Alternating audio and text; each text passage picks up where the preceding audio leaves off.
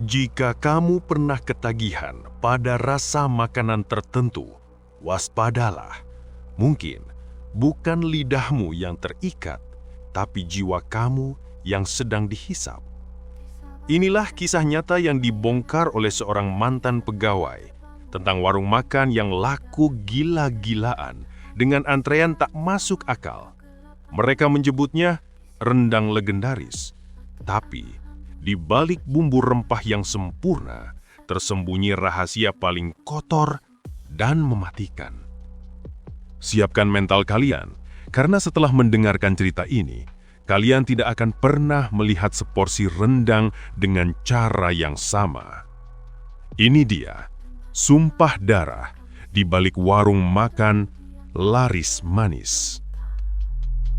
Hanya suara menembus lebih dari yang terlihat, lebih dari yang kau tahu. Rasakan kengeriannya, temani malam sendu.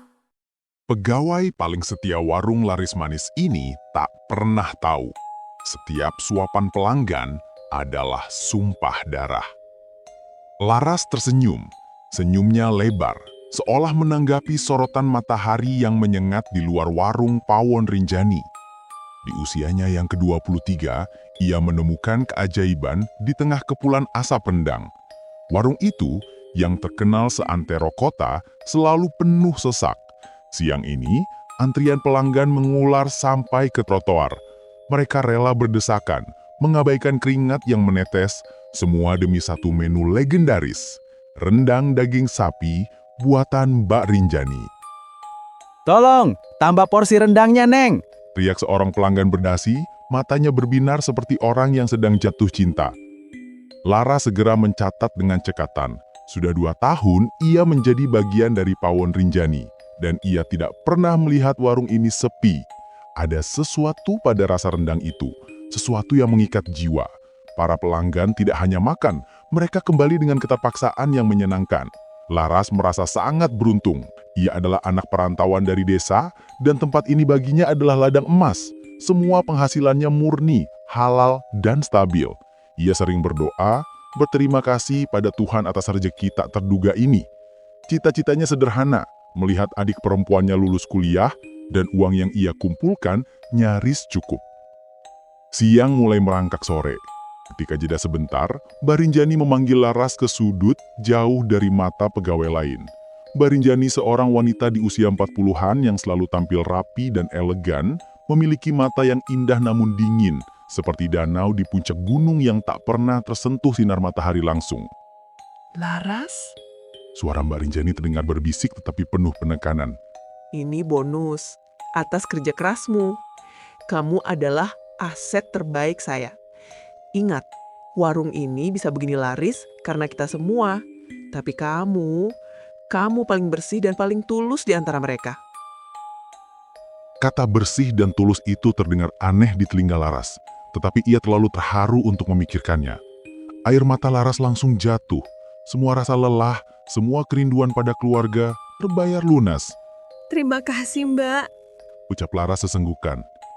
Malam harinya, Laras tidur nyenyak di mes pegawai. Namun tubuhnya gelisah. Ia terjebak dalam mimpi yang terasa nyata, dingin dan basah. Laras melihat Mbak Rinjani tidak sedang mengulek bumbu, melainkan berdiri di depan tungku besar. Di tangannya bukan santan kental yang ia tuangkan ke dalam wajan rendang, melainkan cairan merah pekat seperti darah yang dimasak. Saat cairan itu menyentuh rendang, terdengar bisikan samar dari dalam wajan, suara yang memanggil namanya, "Laras, Laras."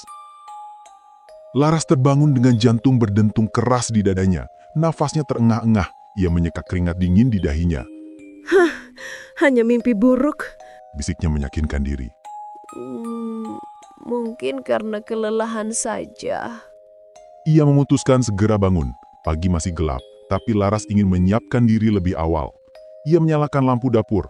Aroma rempah yang biasa menenangkan, kini terasa menyesakkan setelah mimpi buruk itu. Saat ia berjalan melewati tumpukan karung beras usang di sudut, matanya menangkap sebuah objek yang tidak pada tempatnya. Guci tanah liat kecil. Guci itu diletakkan tersembunyi, seolah disengaja disembunyikan. Ia sudah bekerja di sini 2 tahun, dan ia yakin belum pernah melihatnya. Rasa penasaran menguasai akal sehatnya. Laras melangkah mendekat. Ia mengulurkan tangannya, dan ketika jari-jarinya yang hangat menyentuh permukaan guci yang terasa dingin, sangat dingin, melebihi suhu ruangan. Tiba-tiba, suara pintu didobrak terbuka. Laras membeku. Mbak Rinjani berdiri di ambang pintu, matanya melotot.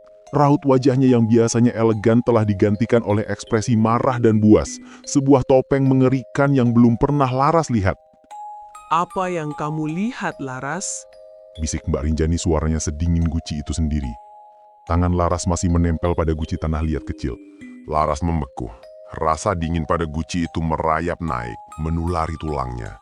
Ekspresi buas Mbak Rinjani perlahan ditarik kembali, digantikan oleh ketenangan yang dingin. Maaf Mbak, saya hanya penasaran. Laras mencoba menstabilkan suaranya. Mbak Rinjani mengambil guci itu dengan gerakan kasar, memeluknya ke dada, seolah itu adalah harta yang tak ternilai. Itu adalah warisan keluarga. Guci berisi abu nenek saya. Katanya, nadanya kini datar, tetapi matanya menatap tajam ke mata Laras. Jangan pernah sentuh lagi. Kebiasaanmu bangun terlalu pagi itu tidak sehat, Laras. Bereskan dirimu. Hari ini kita sangat sibuk. Laras mengangguk cepat, dadanya terasa nyeri. Ia tahu, itu bukan abu nenek, tapi ketakutan merenggut semua keberaniannya. Ia buru-buru menyiapkan diri. Pagi itu, warung kembali berdenyut gila, tapi ada yang berbeda. Rasa was-was menyelimuti Laras seperti uap panas. Ia memperhatikan setiap pelanggan dengan saksama, mencari ekspresi kecanduan yang selalu ada. Tiba-tiba, telinganya menangkap suara jeritan. Itu datang dari meja Pak Arman, seorang manajer bank yang merupakan pelanggan setia dan fanatik rendang Pawon Rinjani. Pak Arman yang tadinya lahap menyuap nasi, kini terdiam. Ekspresinya berubah drastis dari nikmat menjadi kesakitan yang tak terperi. Ia meletakkan sendok, matanya melotot ke atas plafon, dan tubuhnya mulai kejang hebat di kursi. Ia tidak berteriak kesakitan, melainkan mengeluarkan suara asing. Dia pengganggu. Jangan sentuh miliknya. Rasa ini adalah milikku. Kembali. Suara melengking itu bukan milik Pak Arman. Suaranya berat, serak, dan penuh amarah. Semua pelanggan panik. Mbak Rinjani datang ke lokasi. Bukan dengan panik, tapi dengan kemarahan dingin yang terkendali. Ia membungkuk ke telinga Pak Arman yang sedang kesurupan. Wajah Mbak Rinjani sangat dekat dengan wajah Pak Arman. Ia membisikkan sesuatu yang keras, yang terdengar seperti perintah. Seketika, tubuh Pak Arman lemas. Ia pingsan. Mbak Rinjani segera menyuruh pegawai lain membawa Pak Arman pergi, seolah ini adalah insiden biasa. Hanya kelelahan.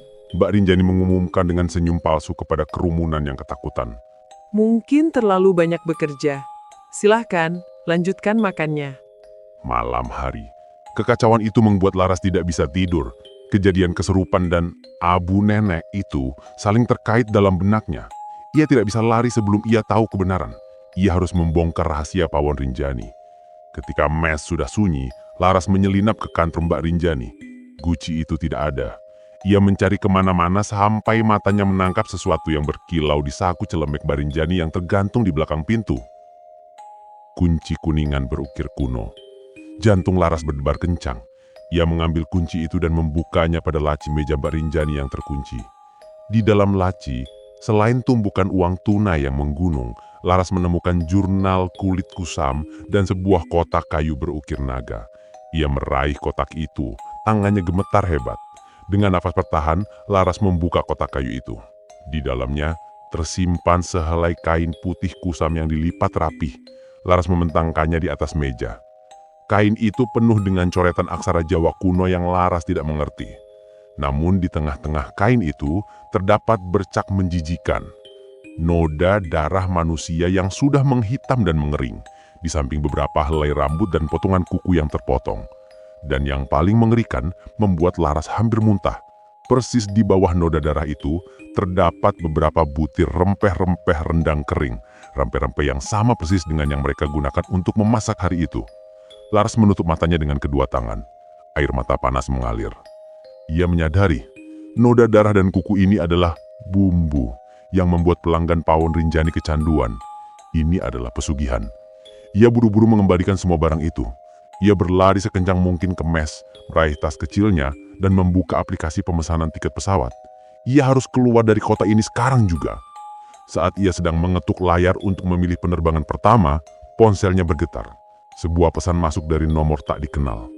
Pesan teks, bahasa gaul, namun ancamannya menusuk mata. "Hei Laras, mau pulang? Rendangku sudah mengikatmu. Kalau kamu lari, adikmu yang lagi kuliah itu akan ketagihan rasa rendangmu sampai dia tidak bisa berhenti makan. Coba saja lari." Dunia Laras runtuh. Ia menatap nama pengirimnya. Namanya hanya satu kata. Jenggulot ketagihan. Ponsel itu terlepas dari tangan Laras, menghantam kasur usangnya. Ancaman itu begitu spesifik, begitu dingin dan begitu tahu segalanya.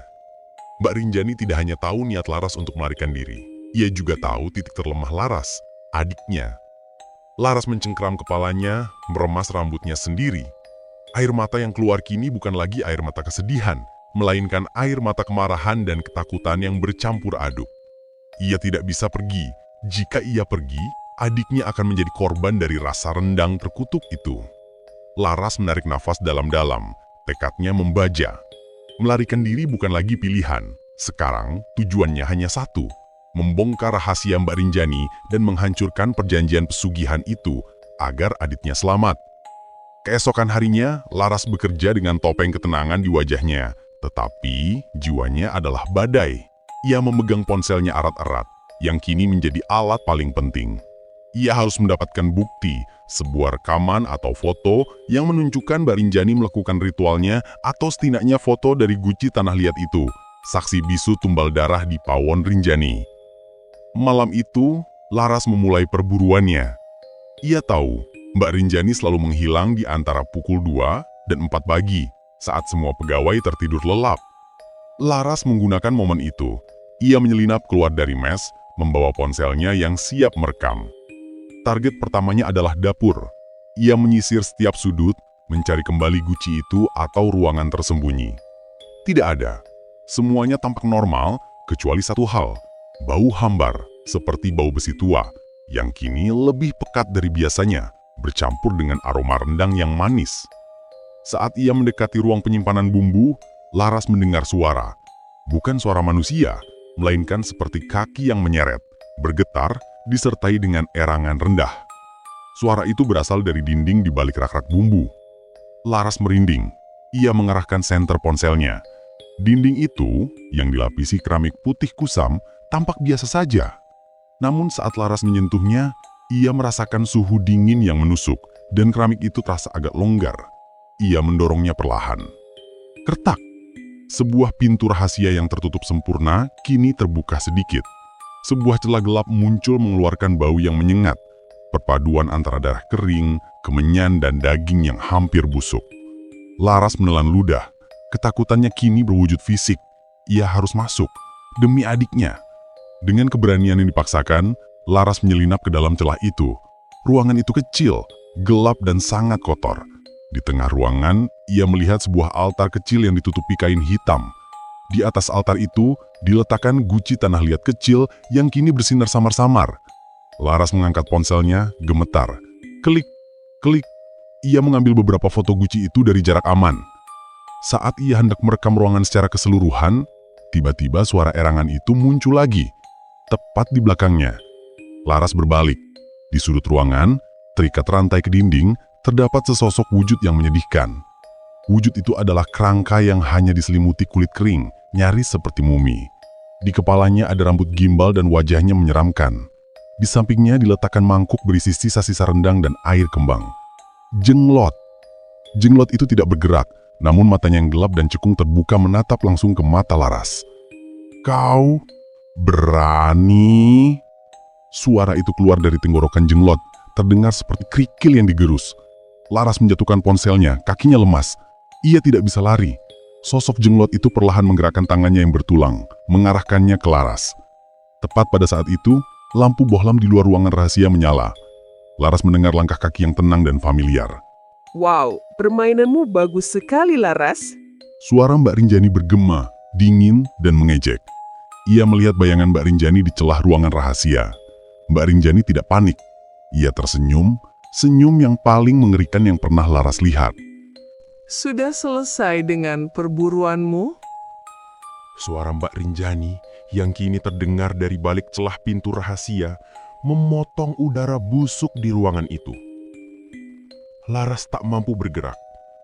Ketakutannya pada jenglot yang menatapnya langsung dari sudut gelap kini berlipat ganda oleh kehadiran Mbak Rinjani yang tampak santai di tengah situasi mengerikan. Laras hanya bisa menatap ponselnya yang jatuh ke lantai.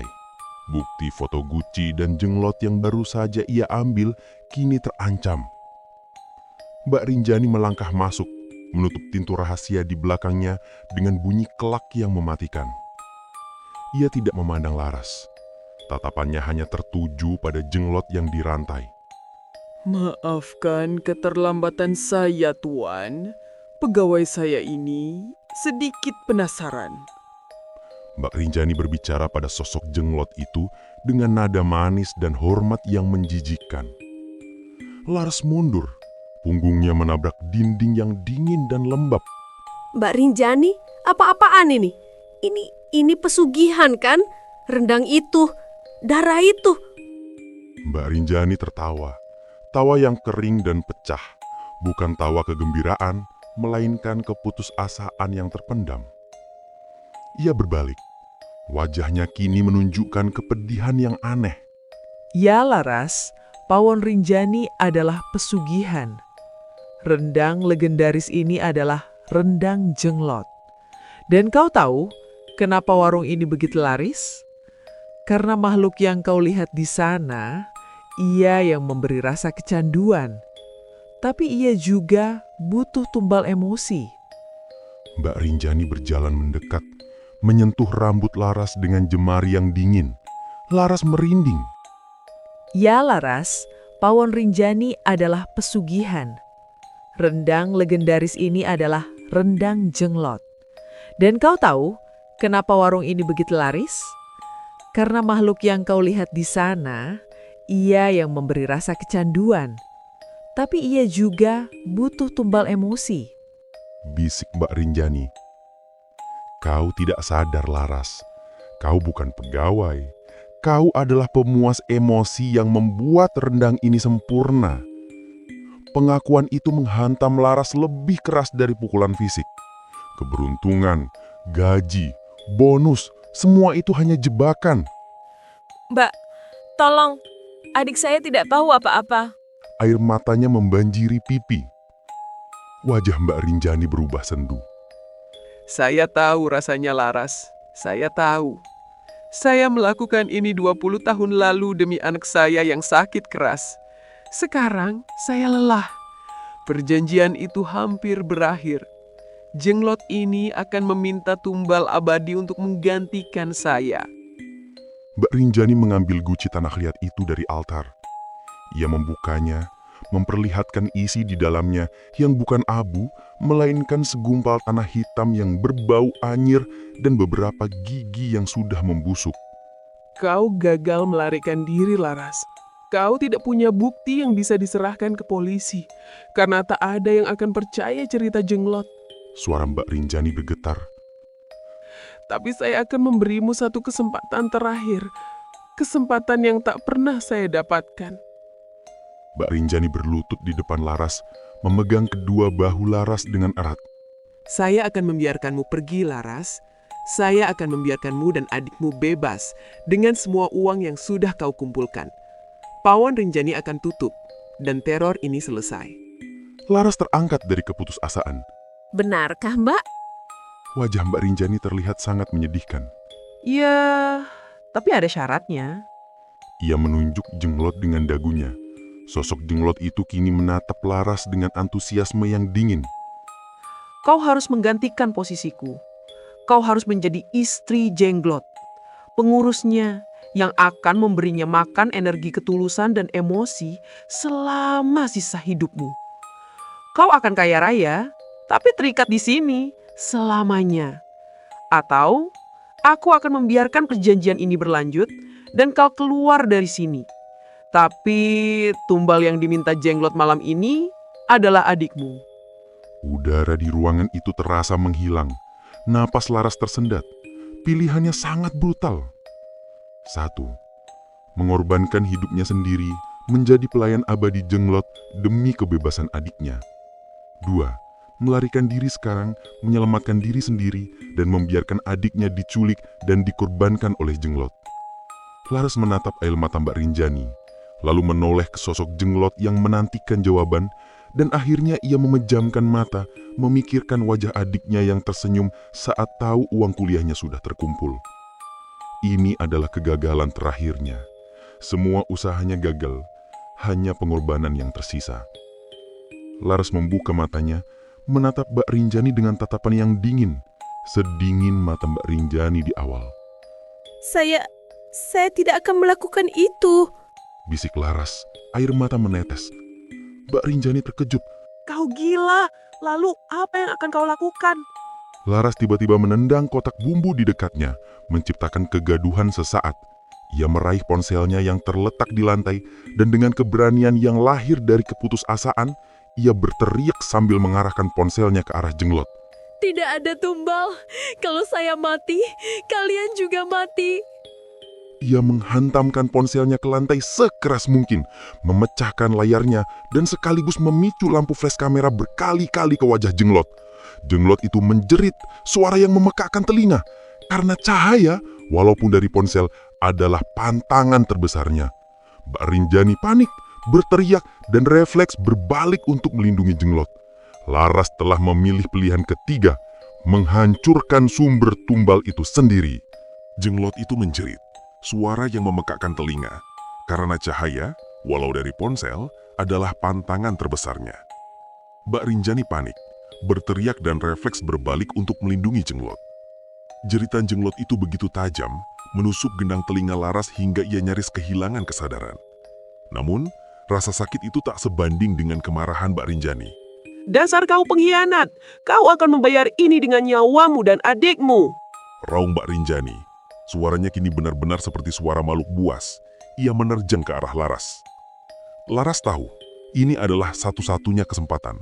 Sambil Mbak Rinjani fokus melindungi Jenglot dari kilatan flash ponsel yang pecah di lantai, Laras mencengkram guci tanah liat kecil di atas altar. Guci yang berisi tumbal pertama perjanjian pesugihan. Guci itu terasa sangat dingin. Laras bisa merasakan denyutan energi jahat di dalamnya. Mbak Rinjani melihat Laras mencuri guci itu dan melolong. Jangan sentuh itu jantung perjanjian kami. Laras tidak peduli. Ia berbalik, menendang pintu rahasia hingga terbuka, dan berlari keluar menuju dapur utama.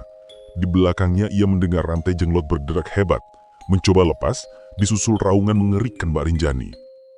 Laras tidak lari ke pintu depan. Ia lari ke tungku besar, tempat rendang dimasak setiap hari. Wajan rendang panas masih teronggok di sana. Mbak Rinjani muncul dari celah rahasia. Matanya merah, wajahnya bengkak oleh amarah. Berhenti Laras, kembalikan. Laras menoleh ke arahnya. Air mata bercampur peluh dan debu di wajahnya. Ini bukan abu nenekmu, Mbak. Ini tumbal. Ini akan saya hancurkan.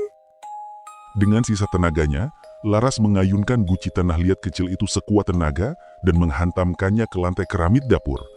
Prang! Suara pecahan guci itu menggema. Bau anyir yang pekat, bau busuk darah dan tanah langsung menyebar. Dari pecahan guci, muncul gumpalan asap hitam pekat yang meliuk-liuk sebelum menghilang. Saat guci itu pecah, Mbak Rinjani langsung ambruk di tempat. Ia mencerit, bukan karena sakit fisik, melainkan karena nyeri di jiwanya. Perjanjianku, jantungku. Raungnya kesakitan. Laras tahu, ia belum selesai. Jenglot itu masih ada. Ia mengambil minyak tanah yang tersimpan di bawah wastafel. Mbak Rinjani, meskipun kesakitan, merangkak, mencoba meraih kaki Laras. Jangan bakar. Kau tidak tahu apa yang kau lakukan. Laras memejamkan mata, memohon ampun pada Tuhan atas apa yang akan ia lakukan. Ia tidak punya pilihan lain. Ini yang harus saya lakukan, Mbak. Agar tidak ada lagi yang jadi tumbal. Laras menyiramkan minyak tanah ke lantai dapur yang kotor, ketumpukan karung beras di sudut, ke arah pintu rahasia yang terbuka, tempat Jenglot itu berada. Dengan tangan gemetar, ia menyalakan korek gas kecil dan melemparkannya. Hus! Api langsung menyala, melahap minyak tanah, dan langsung menyambar isi ruang rahasia. Dari dalam kobaran api, terdengar raungan jenglot yang jauh lebih mengerikan daripada sebelumnya, diikuti dengan suara kayu yang retak. Aroma rendang yang memuakkan kini bercampur dengan bau hangus. Laras tidak melihat ke belakang. Ia melompati kobaran api kecil yang memisahkan mereka dan lari sekencang-kencangnya menuju pintu depan. Ia berhasil keluar dari pawon Rinjani. Dari kejauhan, Laras menyaksikan api mulai membubung tinggi, melalap seluruh warung. Sirine pemadam kebakaran terdengar samar-samar. Ia tidak tahu apakah Mbak Rinjani masih di dalam atau berhasil melarikan diri. Tetapi perjanjian itu, rasa yang mengikat, telah hancur. Saat Laras berdiri di trotoar, tersengal-sengal di bawah langit malam yang diterangi api, ia merasakan ponselnya bergetar di saku celananya. Ponsel yang baru saja ia hancurkan layarnya. Ia mengeluarkannya. Layarnya retak parah, tetapi masih menyala. Ada satu pesan masuk lagi, dikirim beberapa detik setelah ledakan api. Pesan teks, kali ini tanpa nama, hanya deretan angka. Api ini membakar perjanjianmu. Adikmu bebas, tapi ingat Laras, ketulusanmu adalah makanan abadi. Jenglot itu akan mencari inang baru. Jaga hatimu, pergilah. Laras menangis haru. Adiknya selamat. Ia menoleh ke api yang melalap pawon Rinjani. Laras telah membayar harga termahal, trauma dalam. Tetapi ia telah mendapatkan kebebasan dan keselamatan adiknya. Ia memiliki uang yang cukup dan kini ia memiliki cerita. Ditemani sirena pemadam kebakaran yang meraung mendekat, Laras berjalan menjauh dari puing-puing warung pawon Rinjani. Ia tidak lagi melihat warung itu sebagai sumber rezeki, melainkan sebagai kuburan yang baru ia ciptakan. Ia membawa trauma dan kantong plastik kecil berisi sisa tabungannya. Beberapa hari kemudian, berita utama di seluruh media cetak dan online adalah tentang kebakaran misterius yang menghanguskan warung makan legendaris itu. Polisi menyimpulkan itu adalah korsleting listrik, mengabaikan rumor-rumor samar tentang teriakan aneh yang terdengar malam itu. Mbak Rinjani tidak ditemukan. Ia menghilang tanpa jejak, dianggap tewas atau melarikan diri. Lara segera kembali ke kampung halamannya, menemui adiknya dan ibunya. Ia tidak menceritakan detail mengerikan tentang jenglot, rendang, atau darah kering. Ia hanya mengatakan bahwa warung itu bangkrut setelah Mbak Rinjani terjerat hutang dan melarikan diri. Adiknya yang ceria memeluknya erat. Terima kasih, Kak. Uang ini cukup. Aku bisa kuliah sekarang. Melihat senyum adiknya adalah satu-satunya penyembuh bagi jiwa Laras yang terluka. Di sabana senyap, bayangan melingkar, kisah lama terbangun, takkan pudar tiada wajah terlihat, hanya bisikan samar, kegelapan menunggu di setiap pilar. Matikanlah lampumu, pejamkan matamu, headset di telinga, dunia pun membisu.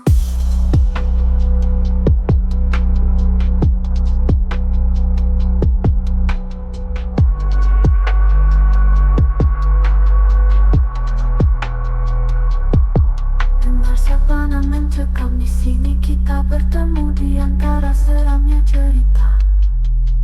Hanya suara menembus, lebih dari yang terlihat, lebih dari yang kau tahu. Rasakan kengeriannya, temani malam sendu. Ilustrasi diam mengiringi tiap kata. Sabana mencekam.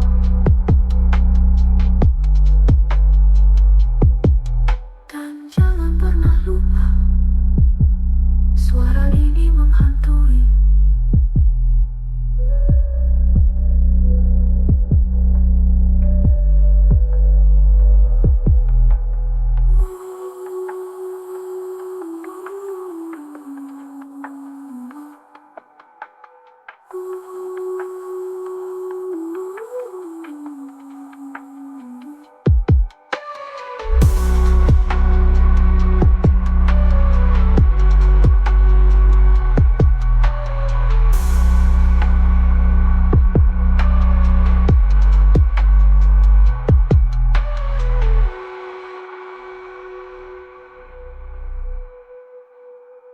Dengar sabana mencekam, di sini kita bertemu di antara seramnya cerita. Hanya suara menembus, lebih dari yang terlihat, lebih dari yang kau tahu.